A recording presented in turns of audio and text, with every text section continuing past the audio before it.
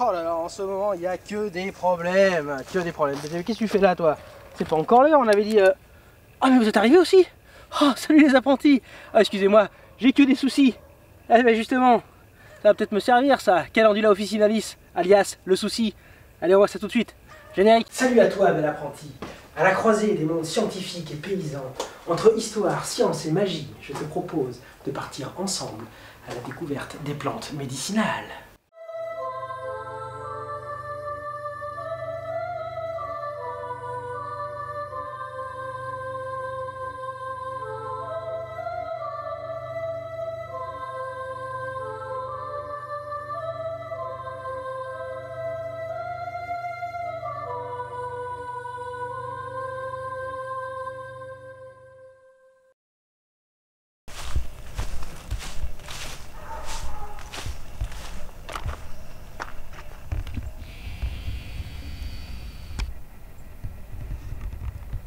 De son nom officiel Calendula officinalis, et de son nom vernaculaire, ou plutôt de ses noms vernaculaires, c'est-à-dire les noms communs qu'on peut entendre, qui sont souvent différents en fonction de la région où on se trouve.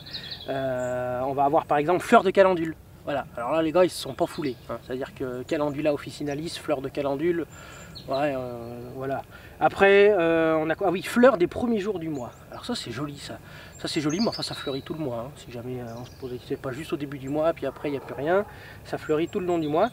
On va trouver quoi aussi? Ah oui, on va trouver plein de noms différents, c'est-à-dire souci des champs, souci des jardins, souci des vignes, c'est-à-dire que ça dépend d'où tu te trouves, tu mets souci devant et puis tu as ton nom vernaculaire. Donc il a plein de noms comme ça, et donc j'ai fait une petite blague au début concernant les problèmes, parce qu'effectivement ça peut régler plein de problèmes. On pourrait penser que le nom souci a été donné pour ça, mais en réalité son origine c'est sol cycle, ça veut dire qu'il suit le soleil. Voilà pourquoi souci. Alors là vous allez me dire, ça suit le soleil à moitié, hein, parce qu'il y en a qui sont en haut, il y en a qui sont derrière, il y en a qui tombent vers le bas, il y en a qui regardent vers là, et puis il y en a partout tes machins là, donc ça suit rien du tout. Bah oui, parce que là déjà on est en fin de journée, on est au mois de novembre, donc le soleil là quelque part il le cherche, alors il va le chercher, même des fois il regarde en bas voir si c'est pas apparu, mais enfin bon, il a du mal à le trouver là, à cette époque là. Donc effectivement ça sort un petit peu. Effectivement on arrive sur la fin du calendula. Donc pour sa partie historique, elle est utilisée depuis le XVIe siècle. On connaissait ses qualités héménagogues, on s'en servait de collyre également. Et en usage externe, elle était vulnéraire. C'est-à-dire qu'elle pouvait soigner les plaies, on s'en servait pour soigner les plaies profondes, les brûlures et les engelures également. On parle d'engelures, et on sait même, a priori, qu'au XIIe siècle, saint Hildegarde l'a préconisé pour soigner les troubles intestinaux et les morsures d'animaux, dit-on. Voilà, j'adore cette plante, effectivement. Donc dans cette plante, la molécule est liposoluble, c'est-à-dire qu'elle va se lier à l'huile, ce qui est très intéressant de l'extraire en macérat huileux. On peut en faire un macérat huileux. Donc on récolte la fleur avec son capitule noir. Quand on récolte le capitule en entier, hein. On coupe tout, on coupe toute la fleur. Et il y a une certaine viscosité, hein. Si vous en récoltez une ou deux, vous n'allez pas forcément le voir. Mais si vous récoltez là toute une planche comme ça de soucis, vous allez tout de suite voir les mains qui sont grasses. C'est assez visqueux, hein, comme matière, parce qu'il y a des principes qui sont extraordinaires à l'intérieur. Après, bon, on peut la mettre dans une tisane, hein, pour en améliorer l'aspect. Mais c'est vrai que je rentre cette préparation de macérat huileux dans tous mes cosmétiques, hein. C'est-à-dire que les savons en ont, quasiment tous les cosmétiques que je sors contiennent du macérat huileux de calendula. Après je vais le figer avec de la cire d'abeille dans un baume à lèvres. Et c'est d'ailleurs pour les donateurs qui me soutiennent la contrepartie du Bard sur Tipeee. Je t'invite à aller voir la page. Ou simplement si vous n'êtes pas spécialement équipé pour faire de la cosmétique, vous pouvez faire un macérat huileux, mais c'est pas compliqué, hein. Vous faites sécher les plantes, vous mettez 50 g de fleurs séchées par litre d'huile.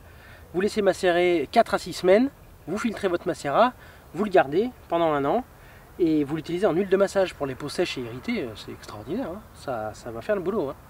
Et ce qu'il faut faire attention, hein.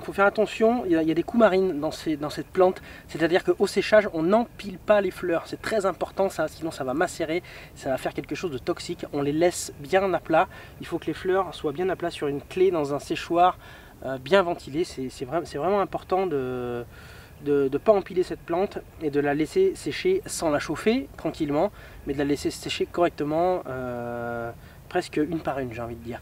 Donc après, si jamais vous récoltez pas la fleur, elle va se refermer sur elle-même, ça va donner ça. Et à l'intérieur des petites coques, et vous allez trouver une graine. Alors c'est une graine qui est assez bizarre, en long comme ça, c'est pas une boule, hein. Et donc vous allez récolter ça, c'est très facile à récolter, vous pouvez en récolter beaucoup si vous laissez les fleurs, pour pouvoir les ressemer l'année suivante, mais elles se ressèment d'elles-mêmes, hein. C'est une plante qui est vraiment facile à cultiver. Elle veut un petit peu de soleil, elle demande un peu de soleil, elle demande un petit peu d'eau, un minimum, hein. C'est-à-dire qu'en période de sécheresse, il faut juste l'alimenter pour qu'elle survive. Et voilà, sur une année où il y a eu une sécheresse, j'ai pas eu de récolte cet été, par contre, c'est en automne, avec les pluies, la terre qui est un petit peu chaude, que la récolte arrive. Voilà. Hein? Tu veux que je parle Il veut que je parle. Ouais, non, mais là après on rentre un peu dans l'intimité de chacun, tu vois le. Non, mais parce que non, mais oui, parce qu'il me dit, parce que là il est assis et puis là il me dit que effectivement il paraîtrait qu'elle aurait des propriétés pour soulager les hémorroïdes. Alors après, on va pas rentrer dans le détail du cas par cas pour tout le monde, quoi. Hein. Faut que les gens ils fassent leurs recherches parce que tu vois après ça va devenir compliqué. Hein, t'es gentil, on peut tout dire, mais si on rentre dans le, là on est au milieu des fleurs et tout, puis toi tu les hémorroïdes, oui, c'est vrai, c'est vrai. C'est indiqué pour ça aussi. Et je récolte mes capitules de fleurs tubuleuses et ligulées, jaune orangé. Hop, dans le panier.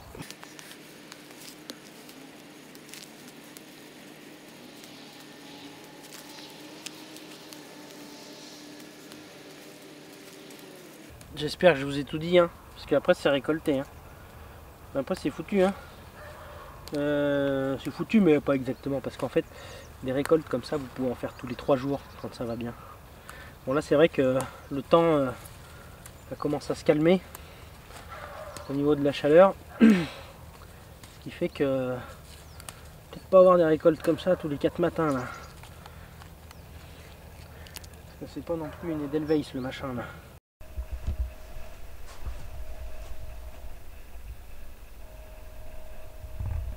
Bon, t'as écouté ce que je t'ai dit, hein.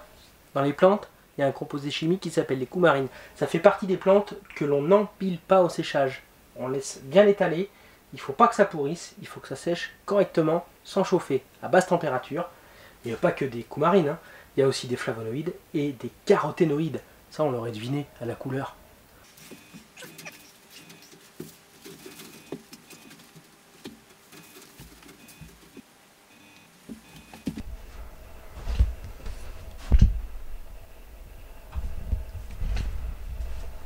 Bon, ben, je crois qu'on s'est tout dit. Hein. Ce qu'il faut retenir, c'est qu'elle est cicatrisante, antiseptique. Hein. C'est ça qui est intéressant. Hein. C'est-à-dire qu'en plus de favoriser la cicatrisation des plaies, elle est désinfecte. Ça, c'est extraordinaire. C'est pour ça que c'était une grande plante du Moyen-Âge. Et ah si, ce que j'ai pas dit, c'est qu'il paraîtrait que, c'est-à-dire que quand je dis ça, c'est que je ne l'ai pas essayé, hein, ni sur moi ni sur les autres, et que je vous encourage pas forcément à essayer de le faire. Hein, mais il paraîtrait que, voilà, ça suffit. Il paraîtrait que laisser macérer, alors plus exactement, écraser des capitules floraux frais dans du vinaigre et l'appliquer plusieurs fois par jour sur des verrues permettrait de les faire disparaître en quelques jours. Donc si j'étais vous, ce que je ne suis pas, j'achèterais des graines de Calendula officinalis ou je m'en ferais offrir pour dès le printemps semer la plante du soleil. Salut!